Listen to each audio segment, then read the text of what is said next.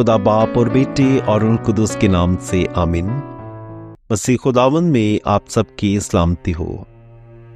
अजीजों, आज इस वीडियो के जरिए हम जानेंगे कि सदियों पहले खुदावंद यीशु मसीह के दुखों के हवाले से जो यशायाह नबी की मार्फत पेशन गोई की गई थी, वो यशायाह नबी की किताब उसके 53 बाब में कुछ इस तरह से तहरीर की गई है। जो हमसे सुना उसका किसने यकीन किया है, और खुदावंद का बाजू किस पर जाहिर हुआ है। वो उसके आगे कोम्पल की तरह फूट निकला, खुश्क जमीन से जड़ की मानित। उसकी कुछ सूरत नहीं, कुछ हशमत नहीं कि हम उसका लिहाज करें। उसकी कुछ शक्ल नहीं कि हम उसके मुश्ताक हों। हकीर और आदमियों से मतरूक, मर्दे गमनाक और बीमारियों का आशना, ऐसे शख्स की मानित जिससे लोग मुंह मोड़ते हैं। वो हकीर था और हमने उसकी कुछ कदर ना की।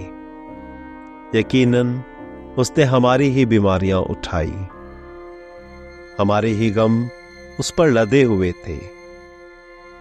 हालांकि हम उसे मबरूज समझे और खुदा की तरफ से मारा हुआ और जलील, तो भी वो हमारी ही खताओं के सबब से जख्मी हुआ और हमारी ही बदियों की खातिर कुचला गया। हमारी सलामती की तादीब उस पर थी और उसी के कोड़े खाने से हमने शिफा पाई। हम सब भेड़ों की मानित भटक गए, हम में से हर एक अपनी राह को फिरा, पर खुदावंद ने हम सब की बदी उस पर ला दी। उस पर जुल्म किया गया, पर वो फरोतन रहा और उसने अपना मुंह ना खोला। वो ज़िबा होने वाली भेड़ की मानित और बर्रा की मानित बाल कुतरने वालों के सामने खामोश रहा और अपना मुंह ना खोला। गिरफ्तार करने और फतवा देने के बाद वो उसे ले गए। उसका अंजाम कौन बयान करेगा। वो अर्ज़े जिंदगान से काटा गया और अपनी उम्मत की सरकशी के सबब से कत्ल किया गया,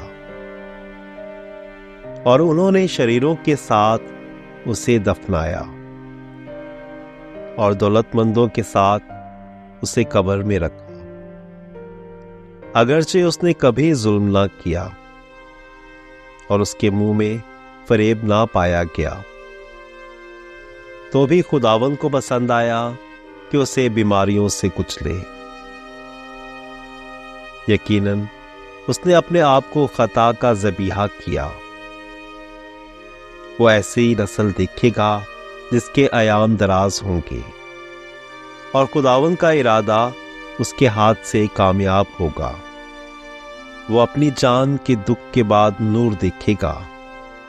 वो अपने इरफान से आसूदा होगा।